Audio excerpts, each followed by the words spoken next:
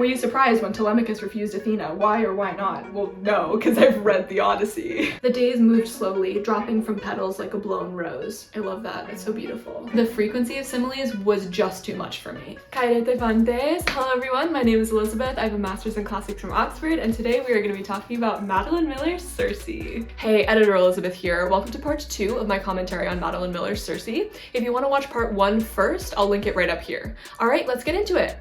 So now I want to talk about the quality of the prose, like the sentence level stuff. Because the tone of this book is so serious throughout, I kind of feel like you gotta give me some really well-crafted prose to get me through it. And I didn't feel like Miller delivered on that as much as I had been hoping. Miller is kind of continuing this weird tradition of translating ancient Greek into like old-fashioned sounding English. Like she uses the word babe instead of baby. And Circe's narrating voice in general, I think, sounds pretty archaic. This is from page 56. But I would welcome them, for every lash upon my skin would be only further proof to Glaucos of my love. So like the fact that she says for instead of because, she says upon instead of on. It's more poetic, I guess, but I also do think that that sort of language makes it a little bit more difficult to read. I get that she's trying to convey the sense that this happened a long time ago, but like it doesn't make sense to me to kind of tie ancient Greek to like this very specific sort of Shakespearean period of English. Occasionally her language does actually reflect ancient Greek, so like she says moon instead of month. There are 2 different words for month in Greek, main, which just means month, and then selene, which means moon. But most of the time I didn't feel like this archaic language was actually in reference to anything that I know about ancient Greek. This is the sort of thing that translators of, for example, the Odyssey have done for centuries. Fagles uses 2 English words for every 1 Greek word. Murray, who's the standard translation in kind of like academic circles, published his translation of the Odyssey in 1919, and yet he uses this kind of like Shakespearean sounding English, which makes no sense. Ancient Greek sounds no closer to Shakespearean English than it does to contemporary English. I think people do this to make it sound more archaic, but if you ask me, all it does is make high schoolers not want to read it because it makes it more difficult to understand and it sounds unnecessarily foreign. This is why I love Emily Wilson's translation of the Odyssey. She intentionally goes against this odd patriarchal tradition and translates the ancient Greek as it would have sounded to ancient Greek listeners. That is to say, the normal language of the time, which for us is contemporary English. So I was a little disappointed to see that Madeline Miller is kind of falling into this trap. I'm sure a lot of readers really like the archaic language. Maybe you just read a crime drama and you're looking for something different. Like, this is just my opinion. I kept having to reach for a dictionary, and this is coming from someone with 2 college degrees. Limnant, bowl, parry, lambent, brazier, peak. In most of these instances, there wasn't enough context for me to figure out what the word meant just by reading it, so I did have to like go off and Google it. Don't get me wrong, I'm all for creative vocabulary and like introducing the reader to new words, but towards the beginning of the book, this was happening like 3 times a page. So I'm being taken out of the story to go look a word up like several times a minute. In general, reading this book, I was confused.com. I felt like I couldn't follow Circe's train of thought because I'm not Circe. It felt like there were almost like gaps almost. It seems like so much of this book is a repetition of something that happened previously. Usually a line of dialogue that a character said like 8 chapters ago. I could never remember the context in which the original line of dialogue was said, so how am I supposed to appreciate the new context when she quotes it again? And oftentimes I couldn't even understand fully the significance of the line of dialogue in the original place. So I'm gonna give some examples of that. They're like a bit longer, so just bear with. Towards the end of the book, Circe says, "I felt something in me then. It was like the old early days of my spells when the path would open sudden and clear before my feet. All those years I had wrestled and fought, yet there was a part of me that had stood still, just as my sister said. I seemed to hear that pale creature in his black depths. Then, child, make another." Make another what? You read this page and tell me you understand what she's gonna make another of. The pale creature in his black depths is presumably Trigon the stingray, but I don't remember what he was telling her to make another of or what the context was, so how am I supposed to appreciate it here? So another example, when Medea and Jason show up, Medea says, "Jason would never listen to such slander. I delivered him the fleece. He loves me." She stood fixed in her outrage, bright and defiant. All my hammering had only made her harder. Just so I must have seemed to my grandmother when she said to me, "Those are 2 different things." What are 2 different things?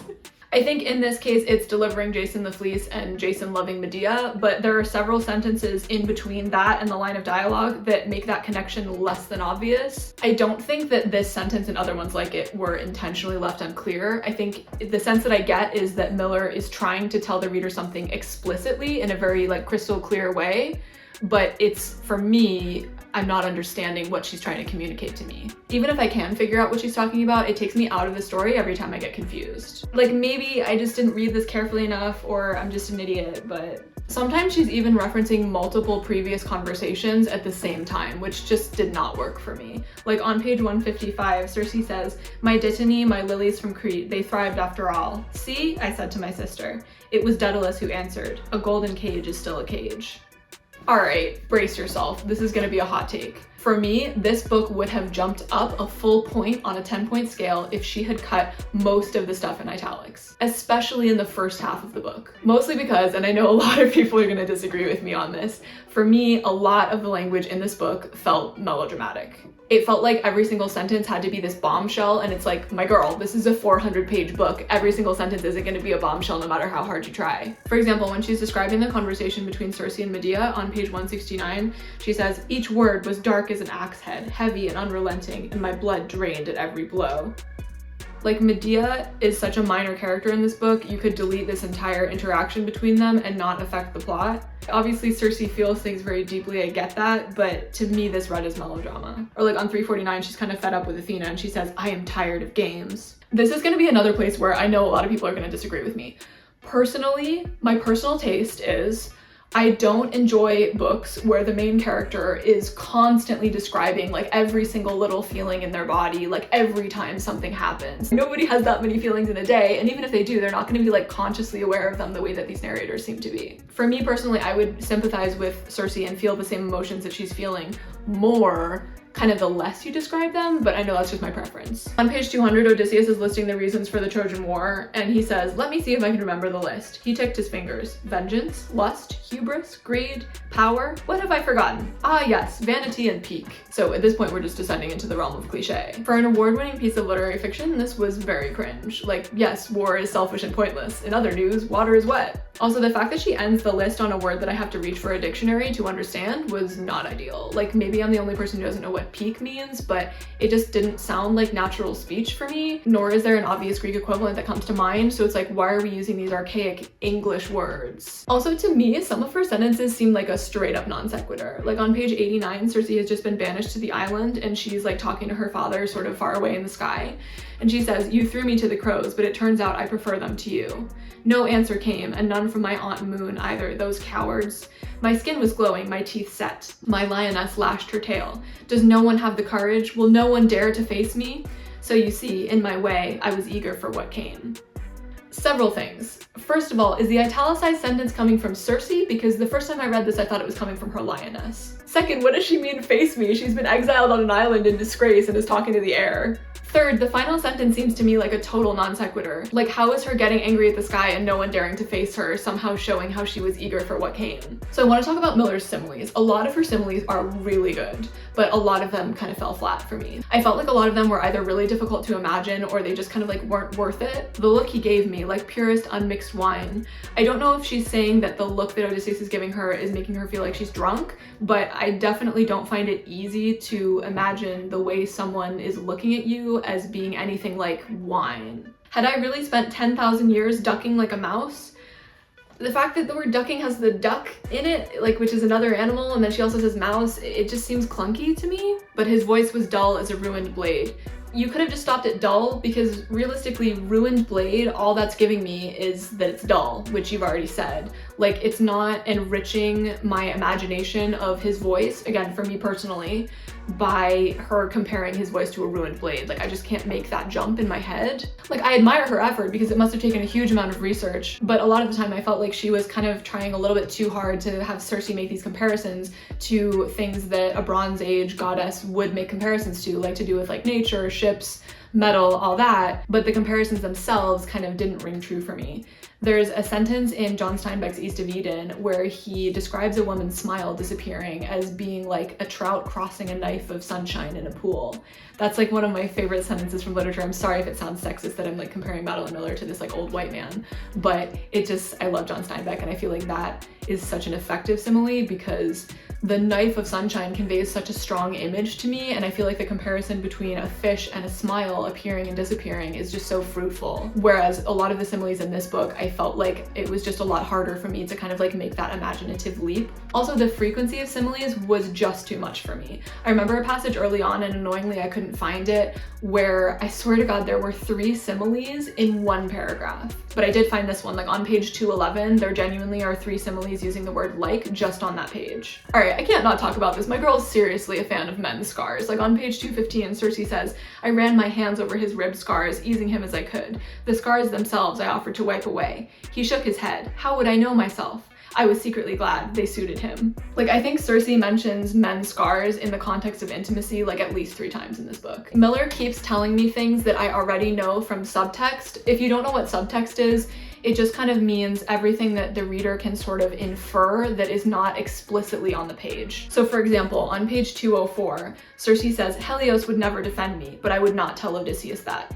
Babe, you spent the first 5 chapters of this book showing me what a piece of work Helios is. You don't need to spoon feed me the fact that he's not gonna come and defend Circe. I know I just said that I felt like Miller wasn't being clear enough, but those were in cases where I felt like she was trying to give something to the reader really straightforwardly in like a really crystal clear kind of way, whereas this is the kind of thing where I would expect there to be subtext. Like, I want to be able to figure out the subtext for myself. I feel like the average reader, like sitting on the subway, is a lot more intelligent than a lot of authors give them credit for. Like, if you give us the individual pieces, we can put them together for ourselves. So I feel like Miller was not giving me enough information in the places where it felt like there needed to be clarity, and giving me too much information in the places where I want to be able to put the pieces together for myself. Like in this case, the fact that Helios is not going to come and defend Circe, and that Circe is actually lying to Odysseus. Another example is on page 344. Hermes has come to the island with a message from Athena that Athena wants to come and visit the island and speak with Telemachus and potentially take him away from Penelope. And Circe doesn't want that to happen, so she lies and says that it will take her 3 days to undo the spell that's over the island so that Athena can come in. So Circe says, I felt Penelope at my back, risen like an autumn moon. She had asked for time to mend things with Telemachus, and she had not done it yet. I could imagine her bitter thoughts. I will do it, I said, but it will take some effort to unwind the spell's working. She may expect to come in 3 days. Miller has done a fantastic job of making it crystal clear what Circe's motivation is in this context without telling us explicitly. But then she tells us explicitly. And not just once, she actually does it twice within the space of like, this is here. And the second instance is literally, I'm gonna turn the page and it's here. So it's literally in the space of like not even 2 pages. This is again kind of a nitpick, but on page 373, Circe says, I would not go on anymore weaving my cloths by day and unraveling them again at night, making nothing. This is a crystal clear reference to Penelope, who Miller has cast in a pretty positive light throughout this book. So I'm totally not understanding why Circe seems to be using this metaphor of Penelope's she weaves during the daytime, this like cloth, and when she's done with it, she says she's gonna marry the suitors, and then she like unpicks the weaving at night so that she'll never have to marry anybody else. So I don't understand why Miller is taking this beautiful metaphor from the Odyssey that is about Penelope's cleverness and her love for her husband and turning it into something that Circe seems to be kind of chastising herself for. I personally have a bit of a pet peeve for like stories that take too long to wrap up. I think you should like have a killer ending and then drop the mic and get out of there. I wish that she had ended this book very shortly after the part where Odysseus dies, because she was so clever with all of that. The fact that she kind of dragged it on with like Penelope and Telemachus coming to the island and then her shacking up with Telemachus and turning herself into a mortal, like, was just kind of like unnecessarily off script for me, and I didn't really care at that point. So we're gonna wrap up on a positive note. Here are some of my favorite passages from this book. So you guys remember from the Odyssey that Elpenor falls off of the roof of Circe's house right before they're supposed to go to the underworld. So Circe is preparing Elpenor's body for burial here, and she says, I washed him and rubbed oils into his skin, as carefully as if he could still feel my fingers. I sang as I worked, a melody to keep his soul company while he waited to cross the great river to the underworld. I wrapped him again in his shroud, spoke a charm to keep away the rot, and closed the door behind me. This part is from when Daedalus comes to Circe's door when they're on Crete. We lit no tapers. The room was warm from the day's heat. Shadows draped the bed. No frogs sounded, no birds called. It was as if we had found the still heart of the universe. So she's alone on her island and it's winter time, and she says, the days moved slowly, dropping from petals like a blown rose. I love that, that's so beautiful. So she's thinking back about her time with Odysseus, and she says, last year Odysseus had helped me. I touched the thought like a bruise, testing its ache. That's exactly the kind of simile that I love. When I read this, I was like, I've felt like that, where I've thought about something and I'm like, oh, if I think about that, is it gonna make me sad or am I okay now? And I just felt like the comparison to a bruise was like so fruitful here. So since this video was like a bit more scripted and kind of serious than my videos normally are, I thought it would be fun to go through the reading group questions at the end of this book as like a lightning round.